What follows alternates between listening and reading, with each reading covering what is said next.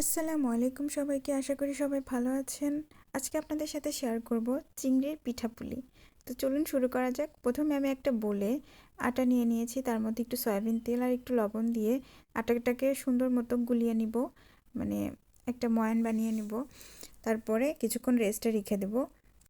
তারপরে আমি একটা কড়াইতে সাদা তিল আর কিছুটা নারিকেল আর একটুখানি খেজুরের গুড় দিয়ে দিব। তারপর সেটাকে টেলে নিব। তারপরে এই তো চলে এসেছি, আটাটাকে সুন্দর মতো চিংড়ির শেপ দিয়ে কেটে নিব। দেখতেই পাচ্ছ, আস্তে আস্তে করে কেটে নিচ্ছি। কত সুন্দর দেখতে লাগছে, মাশাল্লাহ মাশাল্লাহ। তো তোমরাও এটা ট্রাই করে দেখতে পারো। এটা বিশেষ করে বাচ্চাদের খুবই পছন্দের একটা রেসিপি হতে যাচ্ছে। আমি তো এটার মধ্যে মিষ্টি জাতীয় জিনিস দিয়েছি, তোমরা চাইলে সবজি দিয়েও ট্রাই করে নিতে পারো।